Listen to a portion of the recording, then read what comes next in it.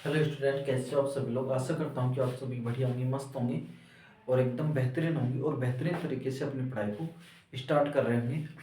आपके सामने ये एक समाकलन दिया हुआ है और हमें इस समाकलन को सॉल्व करना है। तो इस समाकलन को सॉल्व करने के लिए हमें क्या करना है, हमें क्या करना होगा कि इसमें कुछ एफर्ट्स लगाने होंगे, क्योंकि बिना एफर्ट्स के ये समाकलन सॉल्व होगा नहीं। क्योंकि ऐसा कोई समाकलन का कोई फॉर्मूला तो है नहीं कि जिससे हमारे पास डायरेक्ट इस समाकलन क्या लेके आ जाए, हम आंसर लेके आ जाए। तो इस समाकलन को सॉल्व करने के लिए हमें कुछ ट्रिक यूज करनी पड़ेगी। देखो, हम इस समाकलन सॉल्व करने के लिए क्या करते हैं,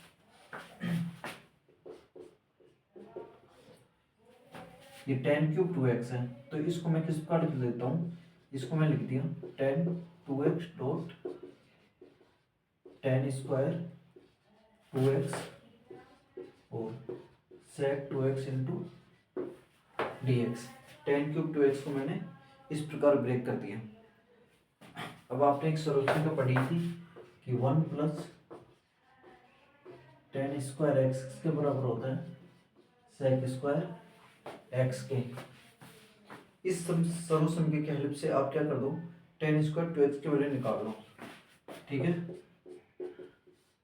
देखिए 10 2x, इस सॉल्यूशन का हेल्प से मैं 10² 2x की वैल्यू निकाल लेता हूँ। कितनी आ जाएगी, sec²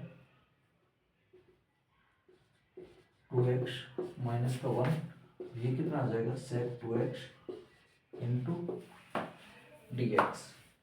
ठीक है, अब क्या करो, आप इसमें ये sec 2x किसके बराबर मान लो, t के बराबर मान लो। माना sec 2x किसके बराबर मान लिया, t के बराबर मान लिया। और अब आप इसका x के सापेक्ष क्या कर दो, डेरिवेटिव कर दो। तो sec x का डेरिवेटिव क्या होता है, sec x dot tan x। उसी प्रकार sec 2x का डेरिवेटिव क्या हो जाएगा, sec 2x dot tan 2x।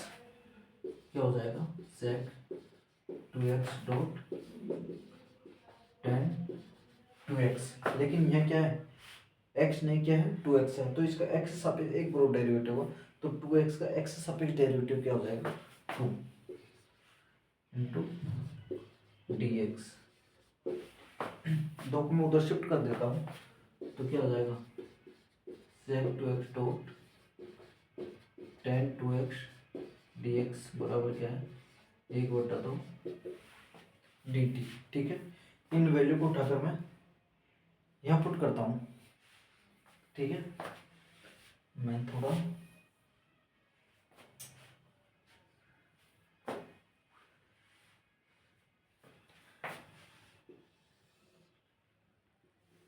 यहाँ पर सोल्व कर देता हूँ इसको।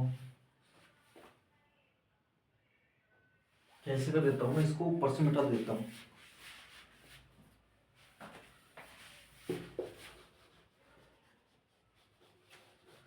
इसको मिटा देता हूँ, ठीक है, ऊपर से।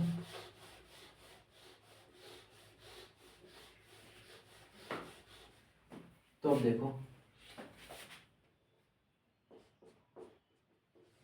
मैं क्या करता हूँ, tan 2x sec 2x dx की जगह क्या पुट कर देता हूँ, 1/2 dt।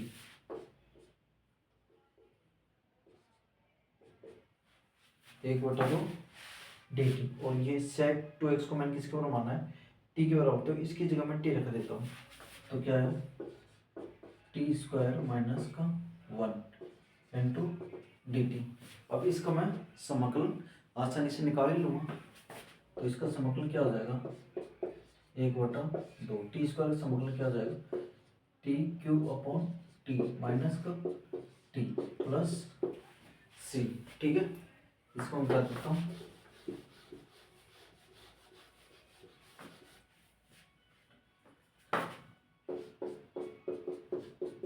एक बटा दो, 1/3। टी की जगह टी की वैल्यू, टी किसको माना था मैंने, sec 2x को।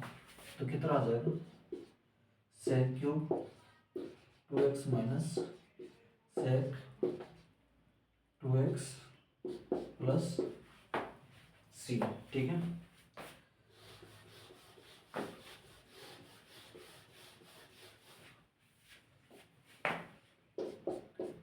एक बटा दो का 15 मल्टीप्लाई कर दो, क्या आ जाएगा 1/6 sec cube 2x minus 1/2 sec 2x plus c। Hence ये मेरे पास जो हमारे समाकलन पूछ रहा था उसका ये फाइनल आंसर आ गया। तो हमें इस प्रकार से इस समाकलन को सॉल्व करना है। अगर एग्जाम में आपको इस प्रकार के समाकलन देखने को मिले तो आपको इस प्रकार से समाकलन को सॉल्व करना है। ठीक है स्टूडेंट। अब देखो मैं आपको एक समाकलन बताता हूँ, तो उस समाकलन को आप किस प्रकार से सॉल्व करोगे।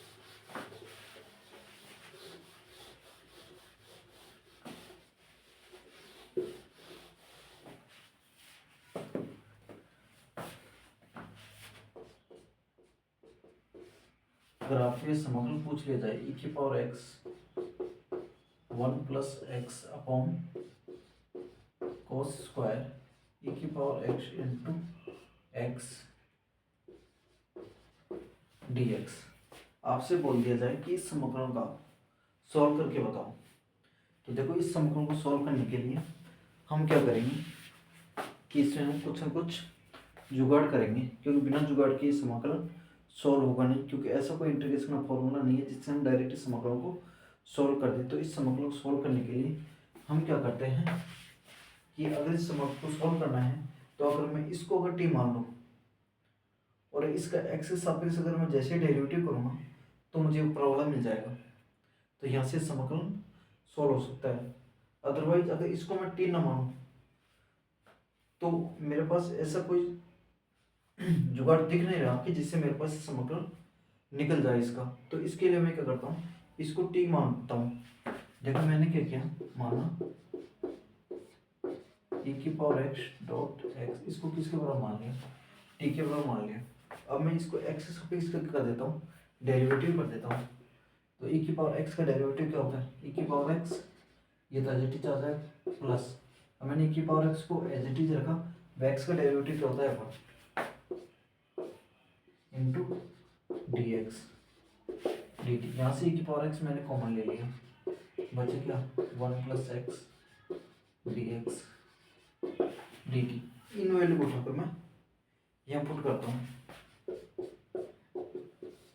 तो e की power x 1 plus x dx की जगह तो मैं क्या रख देता हूँ dt, और इसकी जगह मैं क्या रख देता हूँ t। तो 1 upon cos square t into dt।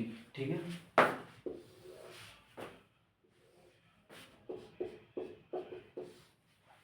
One upon cos square T, इसको मैं क्या लिख सकता हूँ सेक स्क्वायर टी लिख सकता हूँ, सेक स्क्वायर टी dt। ठीक है, अब इसका समाकलन हम जानते हैं क्या होता है tan t प्लस c।